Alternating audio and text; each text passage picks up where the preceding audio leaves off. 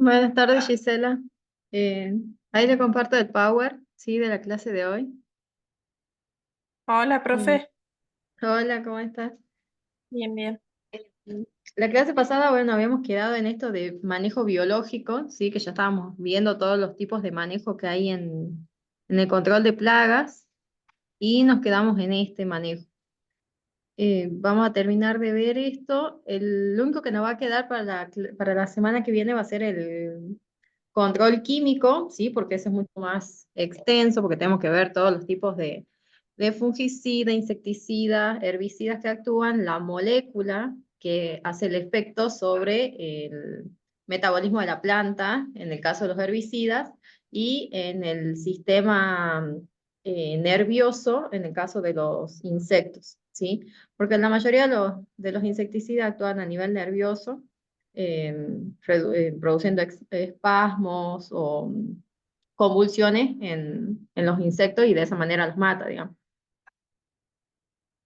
Así que eso lo vamos a ver la clase que viene porque ahí sí necesitamos más tiempo para ver bien los distintos modos de acción que tiene cada molécula química que forma el insecticida, el fungicida o el herbicida, ¿sí? Cada uno actúa a un nivel particular y también tiene esa forma química de actuar que tiene que ser compatible también las moléculas químicas para que actúe de manera correcta el insecticida, fungicida, de acuerdo al cuál sea el fitosanitario que estemos aplicando, ¿sí?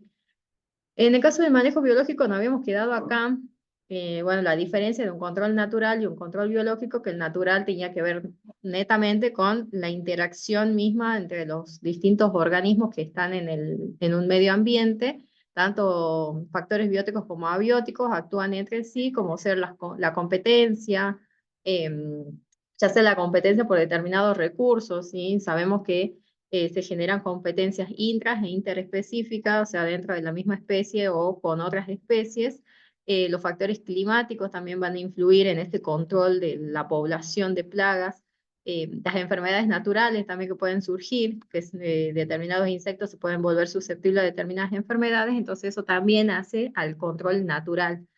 En cambio, el control biológico, ahí sí ya hay una planificación, hay toda una estrategia, ¿sí? De gestionar la densidad poblacional de una determinada plaga, entonces ahí ya interviene el hombre y se utilizan los enemigos naturales para controlar esta población de plagas, ¿sí? De manera de poder inocular una determinada especie, aumentar la densidad de enemigos naturales o conservar esos enemigos naturales favoreciendo su hábitat y entonces así también aumentar la densidad poblacional y hacer que ataquen a la plaga que yo quiero controlar, ¿sí? Entonces el control natural es netamente, tiene que ver ya con el funcionamiento propio de cada organismo, ¿sí? Y en cambio en el control biológico sí ya interviene el hombre, ¿sí? Que es el que va a planificar, va a gestionar cómo se va a controlar esa población de plagas, ¿sí? Ahí nos habíamos quedado, que habíamos visto el manejo biológico clásico, el biológico aplicado y el biológico natural. El biológico natural tenía que ver con este ejemplo del Marandoba o tuta absoluta, ¿sí? Que es atacada por un himenóptero, que es un ectoparásito que la parasita naturalmente, ¿sí? No necesito yo llevar a este himenóptero hasta la plaga y que lo parasite, sino que ya es la naturaleza propia de este insecto necesitar sí o sí esa larva para poder dejar sus huevos, depositar sus huevos y que su especie sobreviva y siga reproduciéndose, ¿sí? No es que yo tengo que llevarlo a hacer esa relación o controlar, yo obligo a que se controle esa larva, sino que naturalmente se da ya en el ecosistema, ¿sí? Diferente al manejo biológico aplicado, donde yo utilizo las partículas virales, las bacterias, esporas de hongo, para que se lleve a cabo esa regulación poblacional, ¿sí? Entonces, esa era la diferencia del biológico natural y el biológico aplicado. Entonces, dentro de lo que es el manejo biológico, donde vamos a necesitar estos enemigos naturales para controlar una determinada población, esos enemigos naturales pueden ser depredadores o parasitoides, ¿sí? En el caso de los depredadores, son los que van a consumir más de una presa, ¿sí?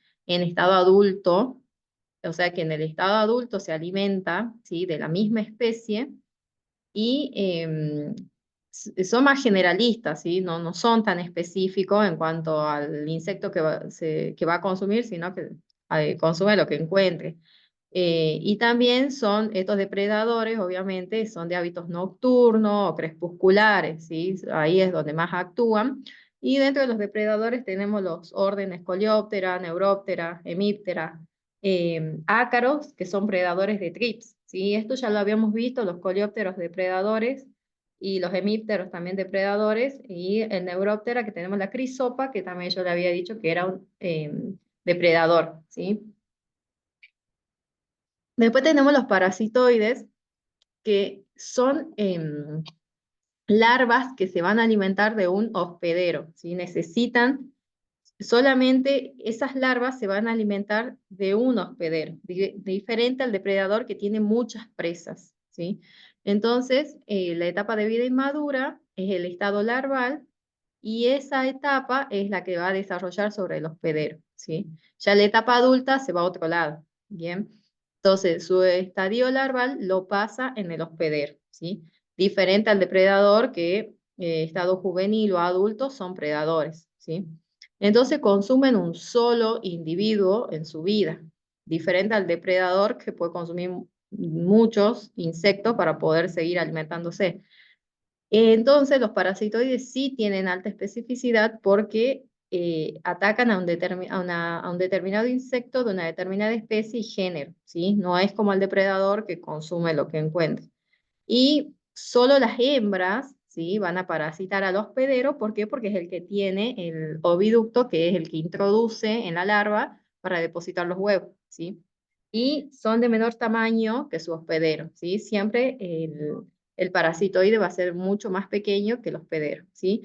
¿Quiénes son parasitoides? Los microhimenópteros y los dípteros, ¿sí? Esos son insectos parasitoides, ¿bien? Pero también acá cuando hablamos de control biológico ya aplicado, dijimos que íbamos a utilizar organismos vivos con capacidad de reproducirse. Cuando utilizamos estos organismos vivos con capacidad de reproducirse, lo que vamos a poder obtener son bioinsecticidas, ¿sí? ¿Qué son los bioinsecticidas? Son productos basados en microorganismos o compuestos naturales que van a controlar determinados insectos o plagas, ¿sí? Entonces, los más comunes son los que vimos de Bacillus thuringiensis, que es para el maíz BT, ¿sí? Que lo que se utiliza es esta bacteria, ¿sí? Porque la bacteria va a generar la toxina que va a matar a las larvas de los insectos, por ejemplo, de los lepidópteros, ¿sí? Mariposa y polilla. También podemos utilizar las esporas de Beauveria baciana, que es un hongo, ¿sí? Es un entomopatógeno que se introduce dentro de la larva y la empieza a colonizar, empieza a extender todos los micelios que tiene el hongo y coloniza toda la larva, ¿sí? Em, por lo general, larvas de moscas blancas, áfidos y trips también son los insectos que mata, pero este hongo lo que hace es colonizar todo el insecto y alimentarse, ¿sí? De ese insecto hasta matarlo, ¿bien? Entonces eso es lo que hace Beauveria baciana, que es un hongo, y Bacillus thuringiensis, que es una bacteria. Entonces eso se lo utilizan como bioinsecticida. Son partículas, por ejemplo, esta partícula bacteriana y la otra es una espora del hongo que se utilizan como bioinsecticida. Y en el caso de los biofungicidas son aquellos que previenen o tratan enfermedades que van a ser causadas por hongo y mohos, ¿sí? Acá no estamos hablando ya de insectos, sino de hongos y mohos que producen enfermedades en los cultivos. Entonces, ¿cómo vamos a controlar estos hongos y estos mohos? Por medio de biofungicidas, ¿sí? ¿Por qué? Porque necesitamos algo que mate a estos hongos. Y por lo tanto se utiliza tricoderma, ¿sí? La tricoderma es un hongo antagonista, o sea que es un hongo que va a actuar sobre otros hongos, pero sobre hongos patógenos de suelo. Por ejemplo, Fusarium y Rhizoctonia, que yo le decía que Rhizoctonia era bastante complicado de manejar, se lo maneja con tricoderma, ¿sí? Entonces, se protege las raíces de la planta, lo que se hace es inocular las raíces de la planta con este hongo de tricoderma, ¿sí?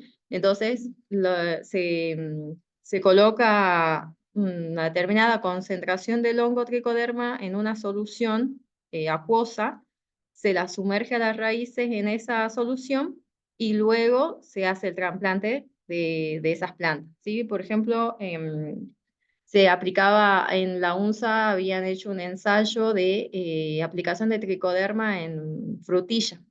En Vaqueros hay un productor de frutilla, que la finca se llama Frutillita, y él hizo este ensayo de tricoderma sobre frutilla para que la frutilla no sea atacada por Fusarium ni Rhizoctonia, ¿sí? Porque sabemos que que la frutilla tiene todo el sistema de estolones, ¿sí? Que es muy rastrera, entonces muy susceptible a Fusarium y Rhizoctonia. Entonces lo que se hacía era sumergir las raíces en soluciones de tricoderma, ¿sí? Y después también se hacía aplicaciones periódicas a campo, en un rociador se colocaba también, se diluía un poco de tricoderma y se la aplicaba a a las plantas de frutilla, ¿sí? Para reforzar esta protección.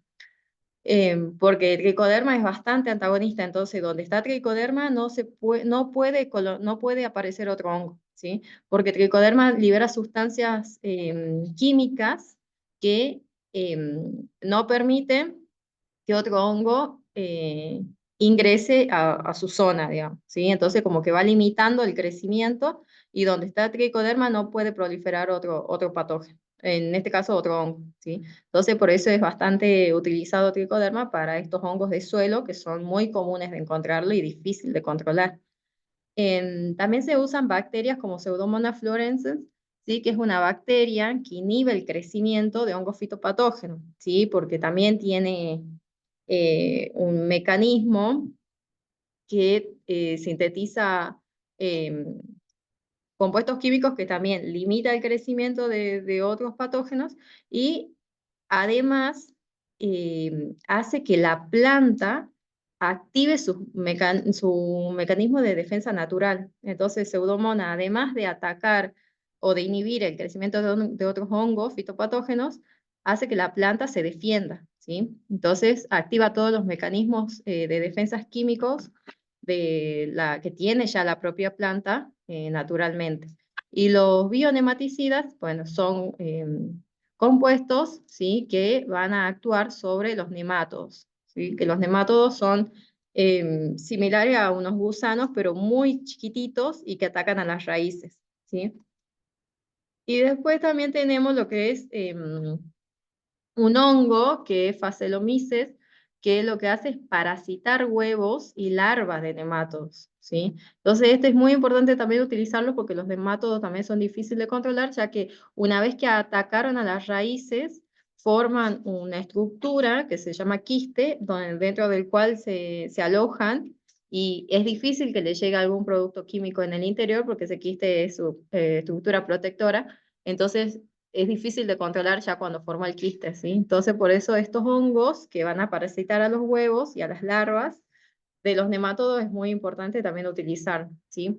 También se utilizan extractos de plantas como el NIM, ¿sí? Que contiene compuestos que van a afectar el ciclo de vida de nematodos, ¿sí? Ya lo vamos a ver esto al NIM porque está dentro del manejo etológico, pero también se lo puede aplicar ya cuando se extrae el compuesto, ¿sí? Se saca el extracto de la planta, ya vendría a ser eh, un bioinsecticida, ¿sí?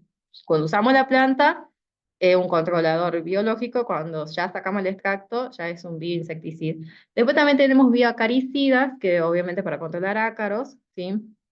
Sobre todo en cultivos de tomate y frutales, y uno de estos bioacaricidas es un extracto de azadiractina, que es un derivado del NIM, ¿sí? Que va a inhibir el desarrollo de los ácaros y otros insectos. Y también tenemos bioestimulantes de acción fitosanitaria que, si bien promueven el crecimiento de la planta, pero también fortalecen esa resistencia natural de la planta a plagas y enfermedades. Y también se utilizan extracto de alga y aminoácidos que lo que hacen es mejorar la salud de la planta porque eh, es como al agregarle estos aminoácidos y también los productos de las algas, es como un biofertilizante, ¿sí? Entonces también aumenta la resistencia de las plantas hacia el ataque de los patógenos, ¿sí? Entonces acá tiene un esquemita de cómo es el ciclo de vida de Beauveria bassiana, ¿sí? Que es el hongo, que yo le decía que se utiliza como bioinsecticida para atacar las larvas de la mosca blanca. Entonces, esta espora del hongo se asienta sobre el tegumento de la larva, que acuérdense que el tegumento vendría a ser como la piel, se asienta sobre el tegumento, genera un pico de infección, ¿sí? Que vendría a ser como una agujita, la cual penetra ese tegumento y una vez que penetra, empieza a colonizarse y se empieza a desarrollar por todo el interior de esa larva, ¿sí? Se empieza a desarrollar, empieza a multiplicar todas estas partecitas que ven acá, ¿sí? Vendrían a ser el micelio, ¿sí? Y a su vez se empieza a liberar más esporas en el interior y empieza a multiplicarse, ¿sí? Y empieza a colonizar todo, como ven acá, esta parte que está así como gris, ¿sí? Vendría a ser toda la parte colonizada por parte del hongo, ¿sí? Toda la larva ya está colonizada por parte del hongo. Y en el caso de Bacillus thuringiensis, ¿sí? Tenemos la partícula, esta es la célula bacteriana, donde tenemos la exospora, la endospora y el cristal proteico, ¿sí? Esto es el que contiene la toxina, ¿sí? El cristal proteico es el que contiene la toxina que va a matar a la larva que va a matar a la larva em, de lo arrenador, ¿sí? Entonces, acá en Bacillus thuringiensis pueden pasar dos cosas. O agregamos una solución, ¿sí? De bacterias sobre la planta, o podemos extraer este cristal proteico y introducirlo en la planta de maíz, que tenemos el maíz BT, también tenemos algodón BT. Entonces lo extraemos a este cristal, lo introducimos en la planta o hacemos soluciones con bacterias, ¿sí? ¿Cuál va a ser la diferencia? Que si nosotros utilizamos la célula bacteriana, ¿sí? Esa célula bacteriana va a quedar depositada acá sobre la hoja, viene la oruga, se alimenta, ¿sí? Cuando ingiera la bacteria, esa bacteria va a ir hacia el intestino del insecto y ahí va a liberar la toxina, ¿sí? Al liberar la toxina, obviamente que empieza a perturbar todo el sistema del insecto y ya empieza a atacar. Primero se desintegran las células del epitelio intestinal, ¿sí? O sea, las células que recubren ese intestino. Una vez que ya la toxina ingresó al epitelio intestinal, se produce la parálisis intestinal, o sea, el insecto deja de comer, tiene un bloqueo no puede respirar, ¿sí? Se bloquea la respiración, deja de respirar y muere por septicemia generalizada, ¿sí? Y queda ahí. ¿Cómo nos damos cuenta si este insecto consumió la bacteria o si se alimentó de una planta que tenía la bacteria, que tenía este cristal proteico introducido? Porque la larva, ¿sí? Si consumió la bacteria, esta se muere, ¿sí? Queda toda oscura y putrefacta. En cambio, si solamente consume la proteína, ¿sí? Que tiene la toxina, se seca y queda ahí, obviamente se queda todo oscurecida porque se muere eh, por septicemia y queda seca, ¿sí? Entonces, si solamente ingiere la proteína, queda seca, pero si ingirió la bacteria, entonces sí termina pudriéndose y queda todo humedecida, ¿sí? La larva. Entonces, esas son las diferencias de cómo actúan en el caso de Beauveria bassiana, que es un hongo, y en el caso de Bacillus thuringiensis, que es una bacteria matando larvas. En este caso, Bacillus thuringiensis para larvas del lepidóptero, y en el caso de Beauveria bassiana para larvas de díptero, perdón, de mosca blanca, ¿sí? Para mosca blanca o también para trips, ¿sí? Se utiliza. Entonces acá vamos a ver cómo actúan estos agentes de biocontrol, ¿sí? Si es una bacteria, actúan por metabolitos, por enzimas o toxinas, como acabamos de ver. Si son hongos, por medio de conidios, que son las estructuras de reproducción del hongo que se adhieren o germinan en el tegumento o en la cutícula del insecto, ¿sí? Y si es un virus, porque también podemos utilizar partículas virales como bioinsecticida, entonces, como estos son parásitos obligados, van a atravesar ese epitelio intestinal y causan la muerte, ¿sí? En el caso de el insecto, ¿cómo sabemos si ese insecto consumió la bacteria? Porque va a tener diarrea, parálisis intestinal, ya los movimientos empiezan a ser lentos, puede convulsionar, ¿sí? Y luego queda quieta, ¿sí? No se mueve, queda una parálisis general y el cadáver va a ser de color oscuro y en el caso que consumió esta bacteria va a tener olor fétido porque también ya empiezan a aparecer esas bacterias saprófitas que hacen que se genere ese mal olor, ¿sí?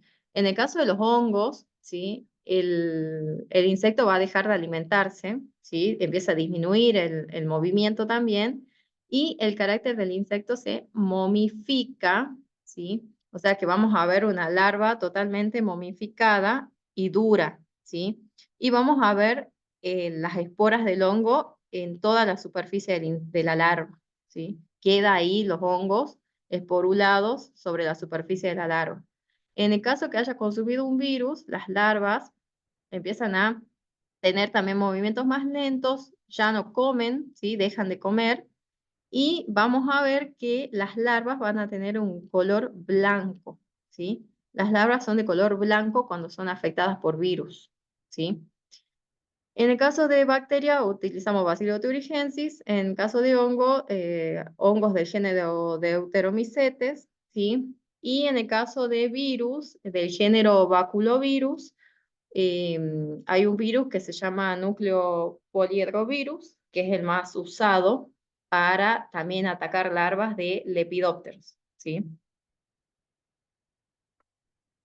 Este virus se utiliza también mucho para controlar el Helicobacter pcea, el baculovirus. Bien, entonces eso sería lo que faltaba de ver de controladores biológicos, ¿sí? Obviamente se están haciendo muchos estudios todavía, ¿sí? Esto todavía se sigue estudiando, por eso le decía que había un ensayo de cómo controlaba tricoderma a la frutilla, ¿sí? Porque son organismos que son muy específicos, ¿sí? Porque actúan en una determinada plaga y no dejan residuos tóxicos, entonces obviamente que es mucho mejor utilizar estos bioinsecticidas que los fitosanitarios químicos para el control sobre todo de frutilla, que nosotros lo que vamos a comer después es el fruto. Y está muy en contacto con las raíces y con las hojas al ser un cultivo rastrero, ¿sí?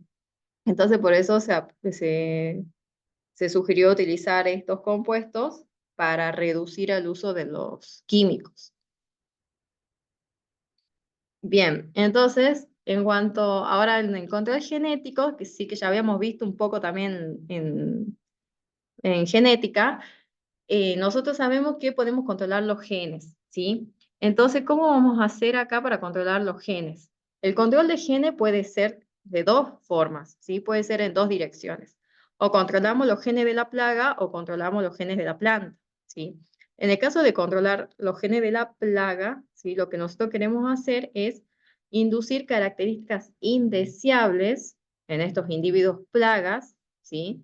Y multiplicarlos para que luego estos que tienen esas características indeseables se incorporen a la población, ¿sí? Entonces hacemos como un intercambio genético para poder disminuir la calidad genética que hay en esa población plaga, ¿sí? Hacerlos más susceptibles, hacerlo mucho más, hacerlos estériles, ¿sí? Entonces esos son los genes que se introducen en las plagas para poder reducir la población. Y en el caso de cuando queremos mejorar la planta, lo que hacemos es mejorar genéticamente las plantas hospederas, o sea, hacerla mucho más resistente, más tolerante a ese ataque de plagas, ¿sí? Entonces lo podemos hacer mejorando la plaga o mejorando la planta, ¿sí? El manejo genético va en las dos direcciones. Una de las características que hay que tener en cuenta para hacer este manejo genético es la anticenosis, ¿sí? Que lo que hace la anticenosis es que son características que la hacen poco atractiva para las plagas. Entonces, el ataque de las plagas hacia estas plantas es muy bajo o inexistente, ¿sí? Entonces, podemos utilizar esta característica de anticenosis para que la planta sea poco atractiva para las plagas, ¿sí? Entonces, por ejemplo, que eh, tenga muchas espinas, que tenga un aroma que no sea atrayente para esa plaga o que tenga cuando la plaga la quiera consumir, que tenga un sabor que no sea agradable para la plaga, ¿sí? Entonces, todas esas características de anticenosis, hacerla poco atractiva para esa plaga, es una de las características que podemos utilizar para introducir esos genes en la planta que yo quiero volverla más resistente, ¿sí?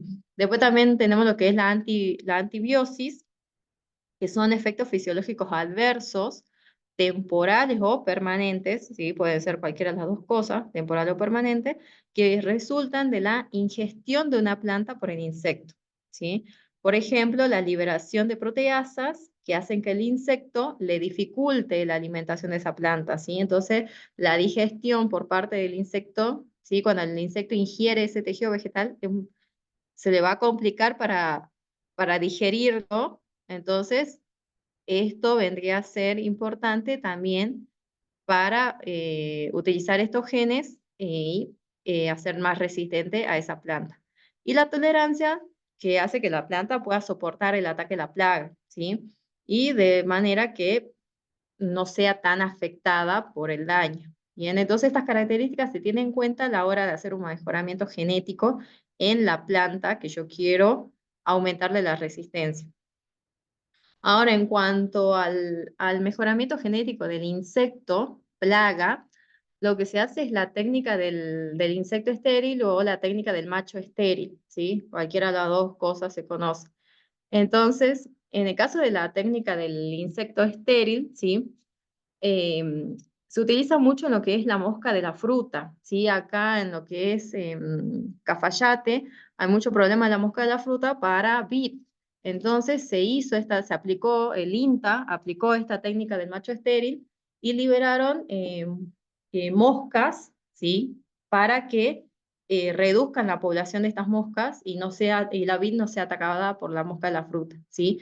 Entonces, porque lo que hace la mosca de la fruta es oviponer su larva en el fruto. Entonces después la larva se empieza a alimentar del fruto y ese fruto ya pierde calidad y ya no puede ser consumido, ¿sí? Y encima el fruto ese con las larvas cae al suelo porque está débil, cae al suelo, esas larvas quedan en el suelo, empupan y vuelve a salir el insecto adulto ya y se va a oviponer a otro lado, ¿sí? Entonces es un ciclo bastante complicado de manejar, por eso se evita que queden rastrojos en el suelo, porque ahí es donde se esconde las larvas y la pupa. Por lo tanto, para manejar esta mosca de la fruta, que es esta que vemos acá, ¿sí? Esta, que tiene esta característica, ¿sí? Que las alas tienen un diseño particular, ¿sí? em, que se llama anastrefa, ¿sí? Anastrefa, y tenemos la otra que es ceratitis, ¿sí? Ceratitis capitata y anastrefa franquinella. ¿Cómo la diferenciamos? Por estos colores que presentan acá en las alas, ¿sí? Cada una tiene un patrón diferente. Y tiene, en esta parte, ¿sí? Tiene también estos colorcitos negros y amarillos. Pero sobre todo lo diferenciamos por el patrón que presenta acá en las alas, que también tienen colores marrones y negros, ¿sí? Em, entonces tenemos esta mosca de la fruta, ¿sí? Tenemos mosca de la fruta y mosca del Mediterráneo. Eh, hacen el mismo daño, va a depender de las condiciones ambientales, si se presenta una o si se presenta la otra, ¿sí? En el caso de esto de la técnica del macho estéril, lo que se hace es controlar, ¿sí? La población, ¿sí? Haciendo que ese macho no pueda fecundar a la hembra y de esa manera no generan descendencia, ¿sí? Entonces se va empezando a reducir la densidad poblacional de la plaga, ¿bien? ¿Cómo se lo esteriliza? Por medio de radiación, ¿sí? Se lo irradia con cobalto 60, ¿sí? Y a la pupa, y de ahí emerge ya el macho estéril. Si bien puede copular a la hembra, pero la hembra no va a generar huevos porque no se produce la fecundación, ¿sí? Entonces, se lo irradia al macho, ¿sí? Y luego se lo libera al ambiente y de esa manera se va reduciendo la población, ¿sí? Entonces, la ventaja de esta técnica es que obviamente es efectiva porque solamente se ataca a esa plaga en específico, ¿sí? No daño a las otras especies benéficas como si hubiese utilizado un insecticida, porque solamente estoy esterilizando a esa especie. Y al no utilizar estos productos químicos, entonces no contamina el medio ambiente y las liberaciones son continuas. Entonces, esto es a largo plazo, ¿sí? Pero si no hago un buen manejo, puedo llevar a la erradicación de la plaga, ¿sí? Entonces, ahí también hay que tener cuidado con el manejo. Entonces, esta técnica es, se crían los insectos, se lo irradia, ¿sí?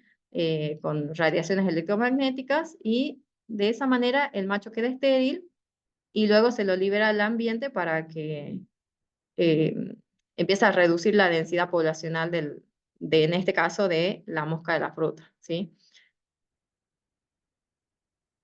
Eso sería el mejoramiento genético en la plaga, ¿bien? Entonces, tenemos mejoramiento genético en las plantas y el mejoramiento genético en las plagas, ¿sí? Podría darse eso, produciendo, también podría generarse una mutación, ¿sí? Y en el caso de acá del manejo etológico, ¿sí? Etos significa costumbre, acá tiene que ver con los hábitos que tiene el insecto en relación a la planta, ¿sí? Entonces, tiene que ver más cómo es la comunicación entre el insecto y la planta, ¿sí? Porque el insecto y la planta se comunican y entre insectos también hay una comunicación. Y eso se debe a sustancias químicas que se liberan, ¿sí? Entonces, cómo el insecto sabe que la planta está ahí, cómo la planta sabe que tiene un insecto que se está alimentando de ella, además por el daño que genera.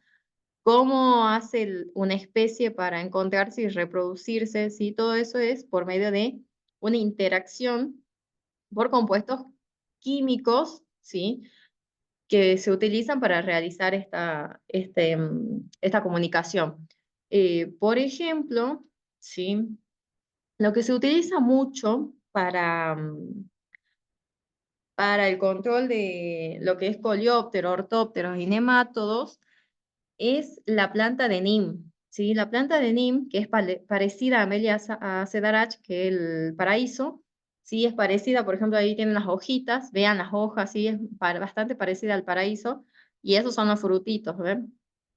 Este árbol de Nim tiene sustancias químicas que libera al ambiente, ¿sí?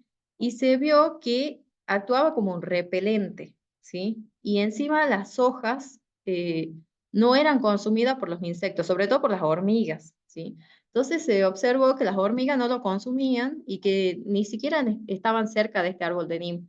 Entonces ahí se lo empezó a estudiar y se extrajo la sustancia, ¿sí? Se extrajo el contenido vegetal. Y se lo empezó a utilizar como repelente y antialimento para coleópteros, ortópteras y nemátodos y también para repeler hormigas, ¿sí? Entonces se saca el extracto de este árbol y el principio activo se lo utiliza como repelente, ¿sí? Pero también tenemos que ver, en este caso, son relaciones que se dan entre especies distintas, ¿sí? Estamos hablando de un árbol que repele hormigas, que repele a coleópteros, que repele a nematodos, ¿sí? Entonces, cuando se producen esa comunicación entre especies distintas, tenemos lo que son los aleloquímicos, ¿sí? Por ejemplo, tenemos lo que son las cairomonas, ¿sí? Que atraen herbívoros, ¿sí? Tenemos también cairomonas que atraen a parasitoides, ¿sí? Ese parasitoide, ¿cómo llega a la larva? A través de una cairomona liberada por esa larva, ¿sí? Em, También tenemos sinomonas, ¿sí? Que son compuestos orgánicos volátiles, ¿sí? Em, entonces, todas estas comunicaciones se van haciendo por esos compuestos aleroquímicos. En el caso de la comunicación entre insectos de la misma especie, se da ya por feromonas, ¿sí? Tenemos feromonas sexuales, feromonas de alarma, ¿sí? O feromonas de agregación, ¿sí? Las feromonas sexuales para atraer el macho atrae la hembra, o la hembra la hembra atrae al macho. En el caso de alarma, cuando uno de los insectos está teniendo algún incidente, libera sustancias químicas que hacen que vengan los demás a rescatarlo, ¿sí? O también pueden ser feromonas eh, entre mismas plantas, ¿sí? Las mismas plantas liberan compuestos químicos volátiles que llegan a la otra planta y de esa manera se comunican, ¿sí? Entonces, estos compuestos químicos que permiten esta comunicación están dentro del manejo etológico y se lo utiliza también para el control de plagas. ¿Por qué? Principalmente las feromonas, ¿sí? Nosotros habíamos visto ya las trampas de feromonas, cómo la utilizamos para hacer los monitoreos, y en el caso de las feromonas decíamos que eran sustancias, ¿sí? Que iban a atraer insectos de la misma especie. Entonces, mientras que los aleloquímicos dijimos que comunicaban diferentes especies. Entonces, dentro de las feromonas, ¿sí? Vamos a tener que determinar la concentración que voy a utilizar, ¿sí? Porque en el caso de la hembra que libera la feromona para atraer al macho, lo hace en una determinada concentración, ¿sí? Entonces, se hace todo un estudio de este insecto para saber cuánto es la concentración de feromona que libera para que ese macho llegue correctamente al lugar donde está la hembra, ¿sí? Entonces, tiene una concentración específica, ¿bien? Porque si no, si la hembra libera en exceso, el macho se pierde en el camino y no llega nunca a la hembra, ¿sí? Y no se va a producir la cópula. Entonces, por eso necesitamos que sea en una concentración determinada. Entonces, por eso lo que más se estudió fueron las hormonas sexuales, ¿sí? Aunque no hay muchos productos sintéticos igual de hormonas sexuales, ¿sí? No hay muchos, hay unos cuantos, entonces se utilizan eso para obtener las trampas, ¿sí? Que nosotros decíamos que usamos las trampas para hacer el monitoreo, ¿sí? Y lo que son abejas y hormigas son los que más usan esto de feromonas, sobre todo para comunicarse entre ellas, ¿sí? Ustedes saben que es todo una civilización única, entonces ellos tienen sus propios compuestos químicos que le permiten saber hacia dónde tienen que ir, se van comunicando de esa forma, ¿sí? Después tenemos también esto de que es importante, en el caso de Cidia pomonela, que ya lo habíamos visto, o Carpocapsa, que también se llama, que es la polilla del peral y del manzano, ¿sí? Em, se hicieron estudios, sí, pero es muy difícil sintetizar la feromona de Carpocapsa, ¿sí? Porque la molécula, ¿sí? Que forma la feromona es bastante compleja, entonces no se la pudo obtener en laboratorio, ¿sí? Entonces se utiliza de forma natural, ¿sí? Es una sustancia natural que eh, si bien se la puede obtener, pero es muy difícil de obtener, ¿sí? Precisamente por eso, por la complejidad que tiene el compuesto químico. Y también, obviamente, al no poderla aislar, ¿sí? Al no poder aislar la molécula de esta feromona, es difícil también y saber la dosis justa de feromona que necesito, ¿sí? Pero ustedes saben que sería bueno porque Cidia pomonela es bastante complicada, ¿sí? Entonces, en el caso del manejo etológico, cuando aplicamos feromonas, también es una forma de ser mucho más sostenible en cuanto al manejo de plagas, porque estos compuestos también son específicos, ¿sí? Cada organismo libera una molécula específica, ¿sí? De esa feromona, entonces no es de amplio espectro, no es que va a liberar la feromona y van a venir un montón de insectos, sino que atrae a un insecto en específico. Entonces, al ser específico y no de amplio espectro, también es importante utilizarlo porque estamos reduciendo la aplicación de químicos, ¿sí? Y estamos dejando de contaminar el ambiente. Entonces, en cuanto al manejo etológico, tiene que ver con esto, con las comunicaciones que va a haber entre insectos o entre plantas, ¿sí? Las sustancias químicas que liberan.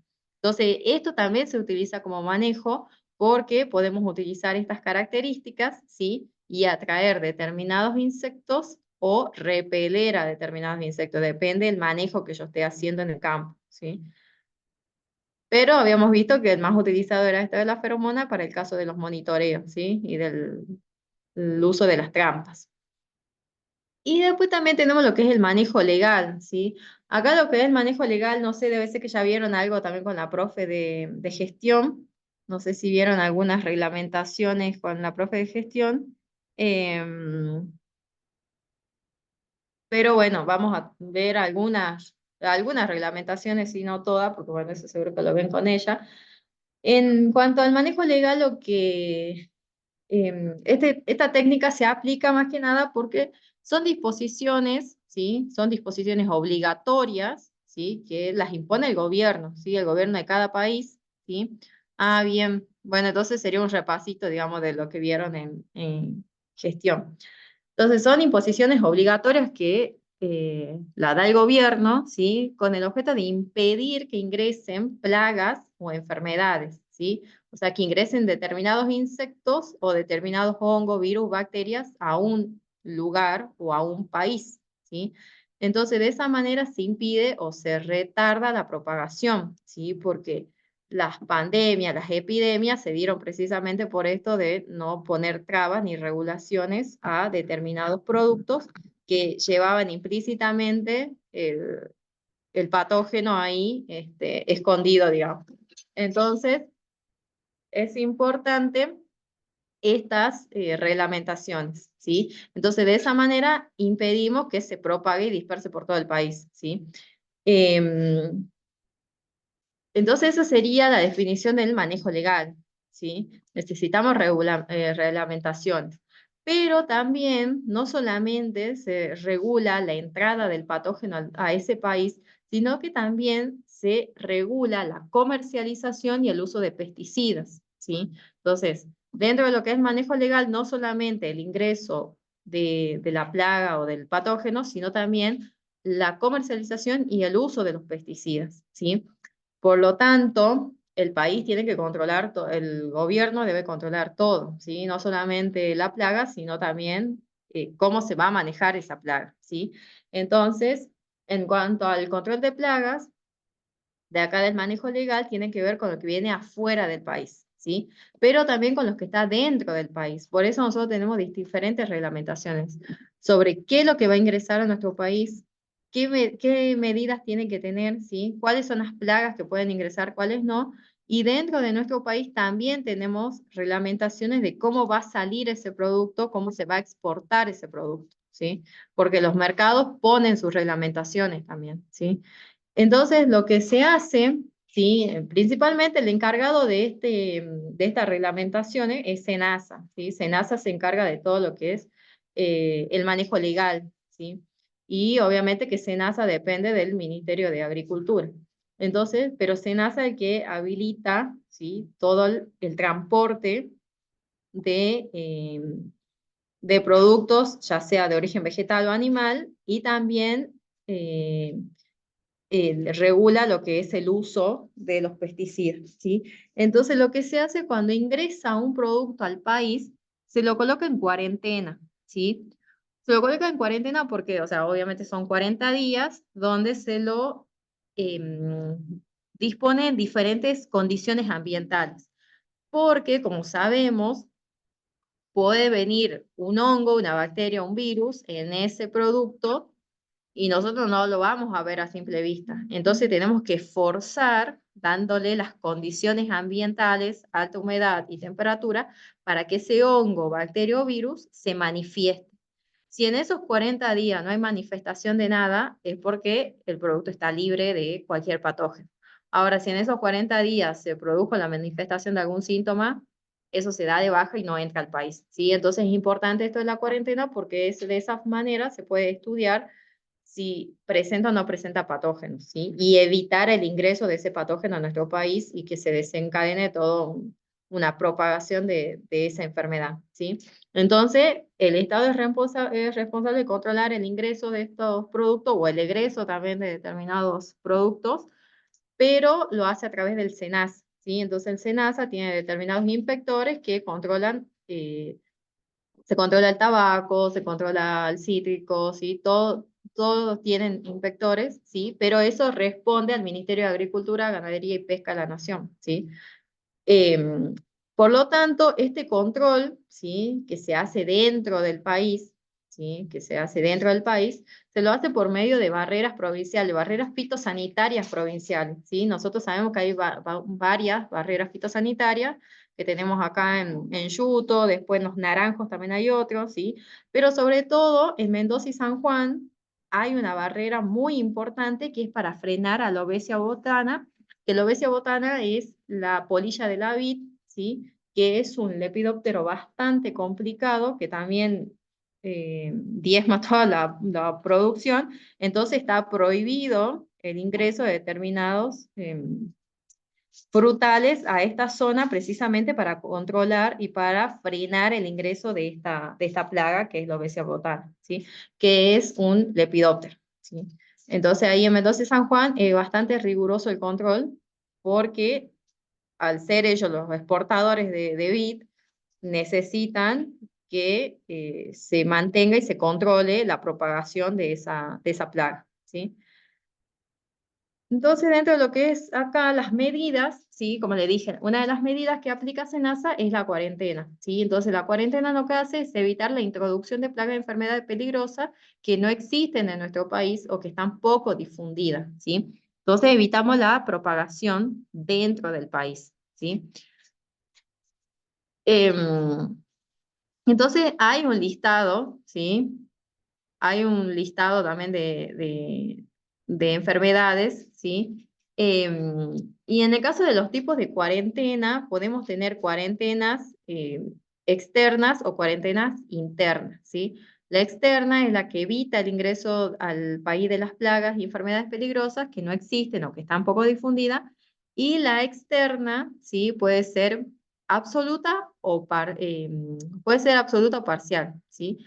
Depende de la prohibición, ¿sí? Depende de la prohibición, ya sea por importación de semilla, de planta o de producto. Acuérdense que eh, el cultivar puede entrar al país como semilla, ¿sí? Que también se hace todo un estudio, bueno, eso está a cargo del INASE, el INASE el que regula las semillas. También pueden ingresar esquejes o estacas, ¿sí? Y también las verduras, frutas y hortalizas, o sea que son diferentes formas en las que puede ingresar el cultivar al país, ¿sí? Y por lo tanto tiene que tener determinados requisitos. Por eso es que también está el control, en lo que es Bolivia, está el control y no pueden ingresar nada de alimentos ni a nuestro país, ni tampoco al país de ellos. Y lo que es plantas, menos todavía, ¿sí? Porque al ingresar plantas, ustedes no saben qué es lo que están introduciendo al país, ¿sí? Como le dije, puede venir un virus, una bacteria, un hongo dentro de esa planta y están haciendo que se propague mucho más la enfermedad, ¿sí? Que es lo que pasó anteriormente cuando no se tenía en cuenta todo esto, se introducía, más de uno se iba de viaje por ahí, se agarraba una plantita y se la traía, ¿sí? Entonces, y ahí fue donde se empezó a propagar también varias enfermedades que después no se sabía a ciencia cierta de cuál había sido el origen. Luego tenemos también la cuarentena interna, ¿sí? La interna lo que hace es evitar la difusión, propagación e incremento de las plagas que ya existen en el país, ¿sí? Entonces la externa no deja que ingrese a nuestro país y la interna es ya controlar lo que tenemos en el país, ¿sí? Entonces lo que se hace es poner estas barreras, ¿sí? Entonces se prohíbe la movilización de las plantas o de sus partes, ¿sí? Taca, esquejes, de las zonas infestadas hacia las zonas libres, ¿sí? Estableciéndose estrategia de control en las vías de transporte. Por eso tenemos las barreras fitosanitarias, ¿sí? No solamente vegetal, también animal, por en el caso de la Patagonia, que ellos son libres de aftosa, entonces no se puede ingresar bovinos de la Pampa a la Patagonia, ¿sí? ¿Por qué? Porque podemos estar llevando bovinos que estén infectados de aftosa, ¿sí? Si bien sea de todos los años se tiene que aplicar las vacunas y todo, se está haciendo un control de eso, pero como todo lo que es la Patagonia es libre de aftosa, entonces directamente no se permite la introducción de especies que vengan de otras zonas, ¿sí? Para evitar esto, ¿sí? Entonces, las zonas infestadas hacia las zonas libres se impide el transporte o la movilización, ¿sí? De estos individuos. Por eso le digo, no solamente vegetal, sino también animal, ¿sí? Y las consideraciones biológicas que hay que tener en cuenta, ¿sí? Para estos tipos de cuarentena es que tenemos que saber cuál es el ciclo de vida de la plaga o del patógeno, ¿sí? Porque si no sabemos el ciclo de la vida de la plaga o del patógeno, no podemos hacer tampoco un estudio sobre la enfermedad, ¿sí? Tenemos que saber cuáles son la forma y la capacidad de supervivencia, ¿sí? Bajo esas condiciones de transporte.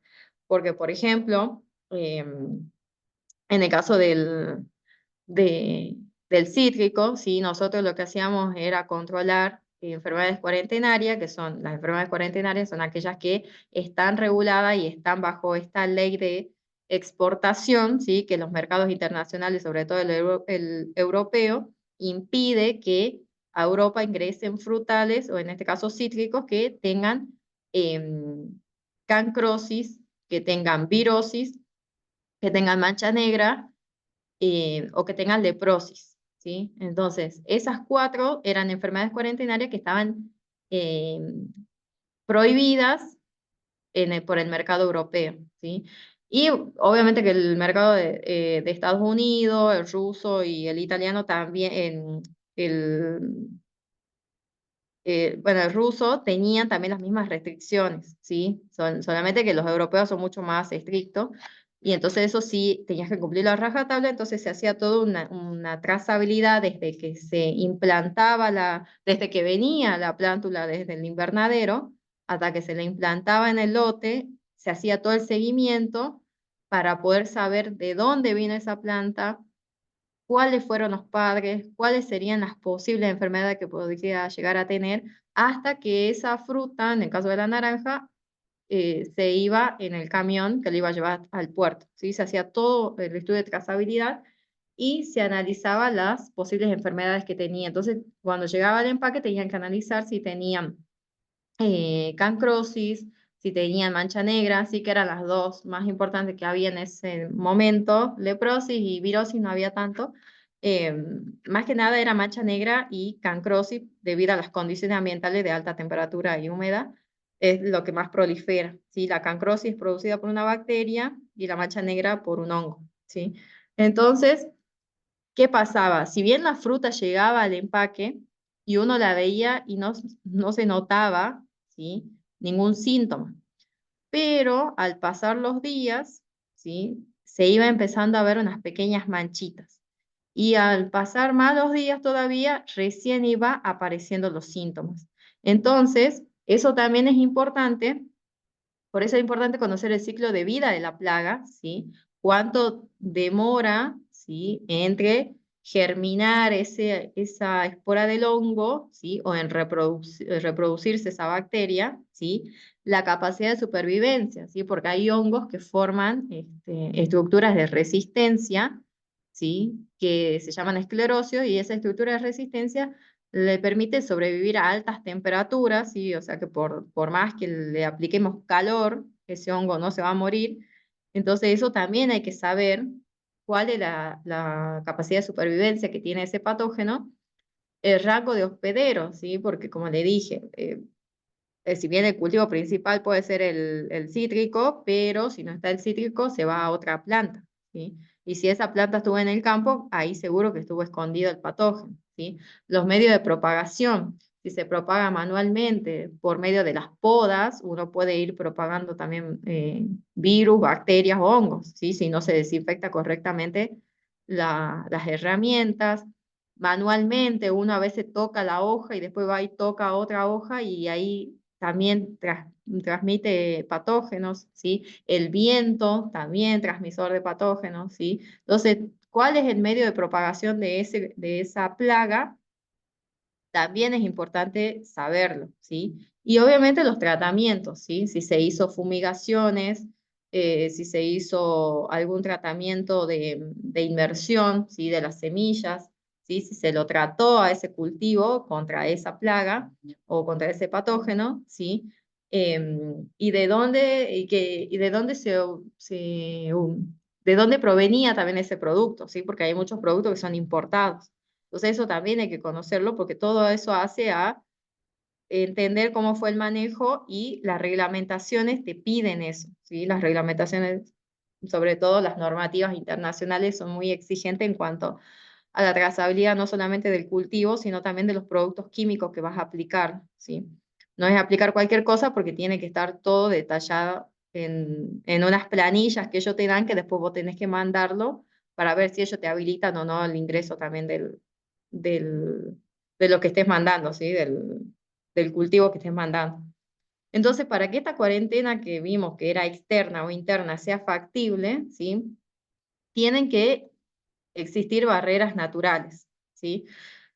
¿Por qué? Porque si no existen las barreras, entonces no es seguro que se utilizó estas cuarentenas, ¿sí? ¿Por qué? Porque eso me va a permitir a mí que se imposibilite el ingreso natural de la plaga. Si no hay barrera, la plaga va a ingresar de todas formas, ¿sí? En cambio, ante una barrera, en el caso de las barreras naturales, como río, lago, mares, me corta, ¿sí? El transporte de esa plaga. Entonces, de esa manera, yo estoy poniendo una barrera también al ingreso de la plaga, ¿sí? Entonces, em, es importante esto, sobre todo en los lugares limítrofes, ¿sí? Que es mucho más difícil de controlarlo, porque a veces comparten, hay lugares donde el patio de una casa comparte con el patio de la otra casa y ahí están en contacto las plantas y entonces es bastante más complicado ahí de controlar cuando hay mucha cercanía, ¿sí? Entre las regiones, no solamente entre países, sino también entre provincias. Entonces se hace bastante complicado el control legal de las plagas. Otra medida también en cuanto a lo que es la reglamentación de cultivos, ¿sí? O la regulación de los cultivos, que es darle condiciones menos propicias para que proliferen estas plagas, ¿sí? Para que sobrevivan o proliferen las plagas. Por eso hay que saber el ciclo de vida de la plaga, para saber cuáles son las condiciones ambientales favorables para ellas y darle las condiciones totalmente diferentes. También tenemos que tener en cuenta acá lo que le decía del periodo de campo limpio que vimos en la clase pasada, ¿sí? Que se limpia todo el campo, se saca todo, se elimina todas las malezas, de manera después de poder arar ese campo, remover el pan de tierra, exponer larvas, semillas de maleza, pupas, todo lo que esté en ese campo, limpiarlo totalmente, ¿sí? Dejarlo sin nada y que la radiación actúe y al aumentar la temperatura se mueran estos organismos, ¿sí? Entonces eso vendría a ser como el periodo de campo limpio, pero que teníamos que tener cuidado en esas zonas que eran erosivas, no podíamos hacerlo, ¿sí? ¿Por qué? Porque íbamos a terminar de destruir el suelo. Entonces, ese periodo de campo limpio también hay que hacerlo dependiendo de las condiciones ambientales del lugar. Manejar las fechas de siembra, ¿sí? Resiembra o trasplante, ¿sí? Poner fechas límites de siembra, resiembra y trasplante. ¿Por qué? Porque teníamos que ver el ciclo de vida del patógeno y el ciclo de cultivo, ¿sí? Entonces, una forma también sería de evitar que coincida el ciclo susceptible del cultivo con el ciclo más, con el momento más agresivo de la plaga, ¿sí? Entonces, lo hacemos que no coincidan y de esa manera también estamos protegiendo el cultivo, ¿sí? En el caso de la destrucción de residuos de cultivo, ¿sí? ¿Por qué hay que destruir la hojarasca, la maleza, todo lo que queda en el campo? Porque eso sirve de reservorio para las pupas, para las larvas, ¿sí? Entonces se destruyen esos residuos que quedan del cultivo. Destrucción de las malezas y las plantas hospederas, o lo mismo, ¿sí? Porque ahí se van a ir a esconder las plagas. Reglamentación en el uso de los insecticidas, ¿sí? ¿Qué insecticidas? Bueno, todo lo que son los órganos fosforados, la mayoría están prohibidos porque son contaminantes para las personas, ¿sí? El órgano fosforado se va acumulando en el cuerpo, sobre todo en lo que tenemos, sobre todo donde están las grasas, ¿sí? Se adhiere a lo que son grasas y ahí se va acumulando en el cuerpo y después produce enfermedades. Entonces, esa reglamentación del uso del insecticida también es importante y la selección de semillas y variedades. Dijimos que íbamos a elegir las variedades en función de las condiciones ambientales que teníamos, pero también esas semillas tenían que ser resistentes, que me den resistencia a esa enfermedad, ¿sí? O a las condiciones ambientales. Y también esas semillas pueden venir tratadas con algún fungicida, ¿sí? Son semillas o están inoculadas, ¿sí? Con algún compuesto que la defienda contra determinados patógenos del suelo, ¿sí?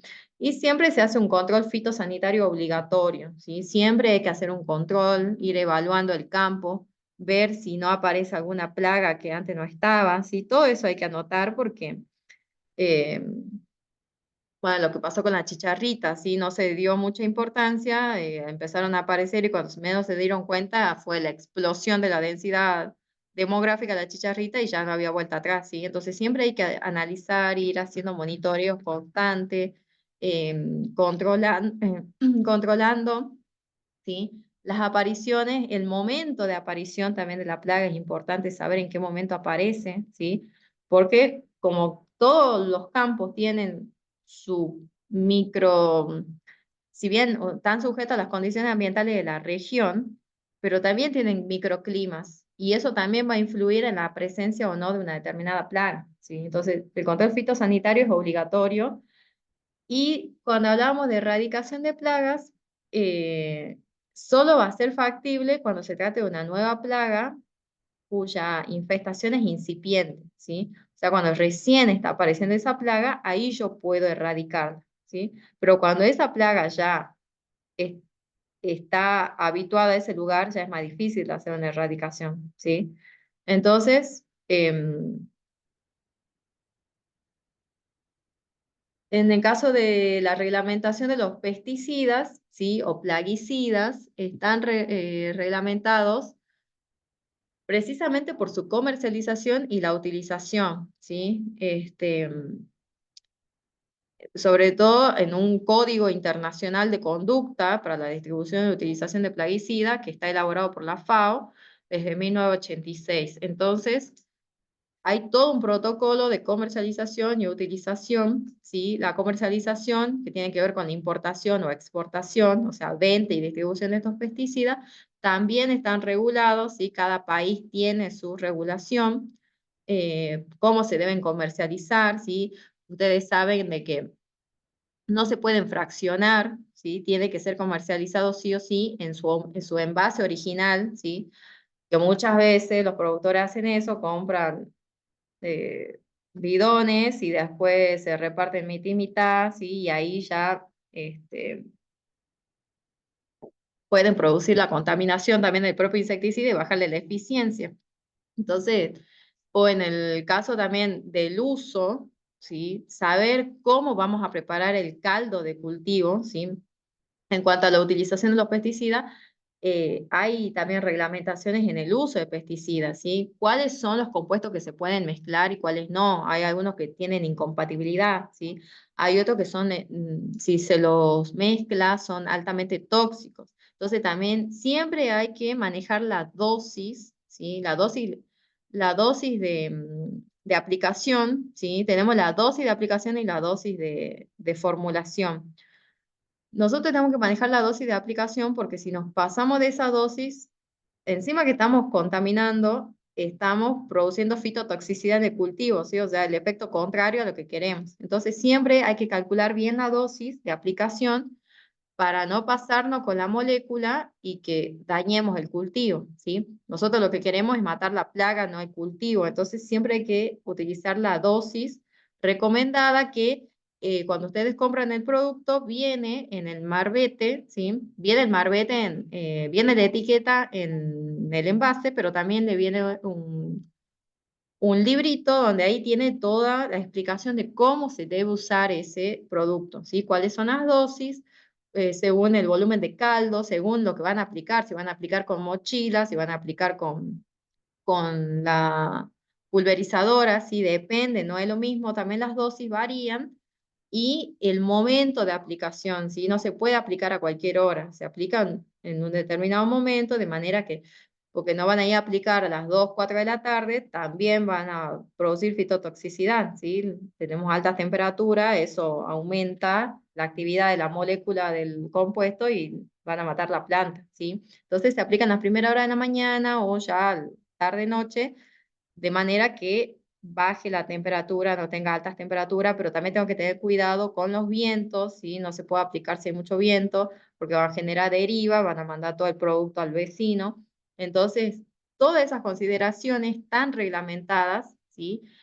Los pesticidas que se van a usar, por ejemplo, yo le decía, los órganos fosforados ya no se está usando porque son altamente contaminantes, entonces hay que irnos a otros compuestos, órganos clorados o otros compuestos también, que ya lo vamos a ver la clase que viene. Todo eso está dispuesto en una reglamentación, ¿sí? Y como le dije, la comercialización, venta y distribución también, dónde se va a almacenar esos productos también tienen que tener eh, un depósito exclusivo solamente para tener productos fitosanitarios, ¿sí? No lo pueden mezclar con el alimento del ganado ni con los alimentos que van a tener en la finca, ¿sí? Tiene que ser solamente para uso de producto fitosanitario, tiene que tener el piso hecho, tiene que tener una determinada altura, porque si esa zona es inundable, se va a mojar el producto y se puede escapar hacia afuera, ¿sí? Entonces, todas esas reglamentaciones eh, están, ¿sí? No sé si eso lo vieron con la profe de gestión, pero hay tanto normas internacionales como normas nacionales para el uso eh, de, de pesticidas, ¿sí? Que eso está dentro de lo que es también el control legal, ¿sí? Entonces, el control legal no solamente en cuanto a lo que es ingreso o egreso de las plagas, sino también en lo que es la comercialización y el uso de los pesticidas, ¿sí? Bien, y me faltaba decirle algo más. Bueno, eso que sería, nos falta solamente el químico, ¿sí? Vimos entonces el cultural, el biológico. Bueno, dentro del cultural está el mecánico y físico, el biológico, ¿sí? También vimos el genético, que más que nada mejorar los genes para resistencia a enfermedades y ataque de plagas, que puede ser en el caso de las plantas o en el caso de los insectos, esto de la esterilización. Y el manejo etológico, que tenía que ver con las feromonas, básicamente, porque es lo que más se utiliza. Y el manejo legal, las normativas, ¿sí? Para el ingreso de las plagas o comercialización de los productos fitosanitarios, ¿sí? Entonces, nos faltaría solamente ver lo de productos químicos, ¿sí? Nos faltaría solamente el control químico, ¿sí? Que como le dije, todo esto son bases son pilares, digamos, ¿sí? Son pilares que hacen al manejo integrado de plagas, ¿sí? No es que se utiliza uno u otro, sino que se utilizan todos. Entonces nosotros aplicamos el manejo legal, aplicamos el manejo genético, ¿sí? Cuando estamos usando un transgénico, estamos usando un manejo genético. Cuando hacemos la preparación del suelo, cuando utilizamos un invernadero, cuando hacemos un mulching, ¿sí? Cuando hacemos un barbecho, estamos utilizando un manejo cultural, ¿sí? Cuando hacemos poda, también estamos haciendo un manejo cultural, ¿sí? Cuando utilizamos los enemigos naturales, estamos haciendo un control biológico, ¿sí? No es que se usa uno u otro, sino se utiliza todo. Cuando todo esto falla y necesitamos una solución rápida, ya nos vamos a los compuestos químicos, ¿sí? Entonces, primero tenemos que aplicar todo esto, todos estos manejos, y por último el manejo químico, ¿sí? Entonces, pero si nosotros aplicamos bien el manejo cultural sobre todo, ya estamos reduciendo, pero a más de la mitad la aplicación de los químicos, ¿sí? Entonces, por eso es importante hacer un buen barbecho o hacer una buena labranza en el caso que haga una convencional, para no tener problemas después. Y manejar bien las malezas también, porque las malezas son los reservorios de plagas. Las plagas van y se esconden en las malezas.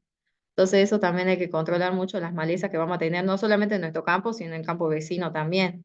Porque si nosotros eliminamos la maleza, pero el vecino no, entonces después las plagas del vecino se van a venir al campo de usted.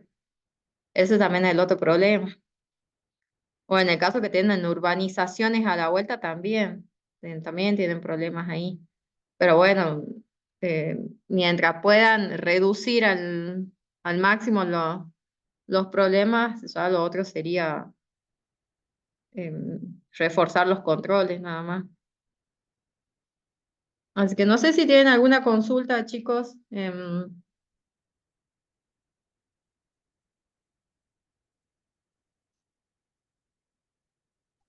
Yo no, profe, solo que pensé que se había desconectado usted y me había desconectado yo no sé por qué. Así que hay un Ah, intervalo que no escuché. Así que voy a ver de nuevo la grabación. bien. Ah, bueno. Sí, sí, no Es sé. un pedacito que yo no lo vi, que ni siquiera me acuerdo de qué se trataba, pero fui yo la que se salió, no sé qué, si me quedé sin señal.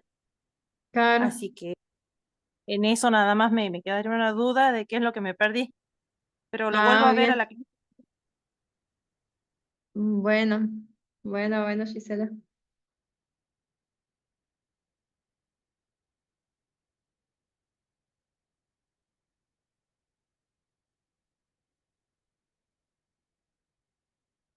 Bueno, Soledad. Bueno, entonces los libero porque creo que no, hoy es miércoles, mañana que tienen gestión.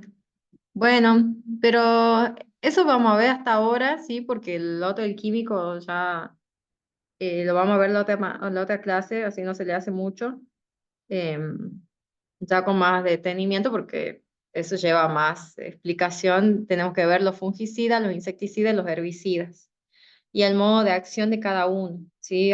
Cada uno actúa en una zona diferente, obviamente el herbicida en la planta y los insecticidas y fungicidas en los insectos y en los hongos, ¿sí? Bactericidas no lo vemos porque no se aplica a bactericidas, pues son carísimos, ¿sí? Son carísimos, entonces en el caso de bacterias lo único que se hace es un manejo cultural y lo que se hace mucho es inmersión de raíces eh, para con el calor matar las bacterias, digamos, o inactivar las bacterias, pero bactericida no se aplica pues son muy caros. Y también es muy difícil el control. Ustedes saben que una vez que ya ingresó la bacteria, ya es difícil que la saquemos, ¿sí? Por eso en el caso de cancrosis, la cancrosis producida por una bacteria, entonces lo que se hace es un control y se trata de eliminar los frutos que tienen cancrosis para reducir la población bacteriana, ¿sí? O controlar las condiciones ambientales porque obviamente la bacteria necesita humedad y temperatura para multiplicarse, entonces si le bajas la temperatura, no se multiplica y queda inactivo, ¿sí? Entonces, esos son los controles que se hace. Bactericida no se aplica, pues son muy caros. Entonces, se hace otro control en el caso de bacterias. Hongos sí se utilizan fungicidas, pero bacterias y virus ya no, ya solamente son controles, todos los controles menos el químico, ¿sí? Para bacterias y virus solamente lo único que no se va a usar es para bacterias y virus, control químico. Después lo otro sí se aplica, pero el manejo químico no, porque son caros y en el caso de los virus, el virus al colonizar ya el aparato, el ADN, digamos, de la planta, si queremos controlar el virus, indirectamente estamos matando la planta, entonces no nos sirve de nada. Así que por eso solamente vamos a ver fungicidas, insecticida y herbicida, nada más. Y eso sería todo, digamos, de lo que tienen que ver, de lo que tienen que saber mínimamente para eh, el control de plagas, ¿sí? Así que bueno, entonces eso es todo y nos vemos mañana eh, en genética, ¿sí? Hasta luego.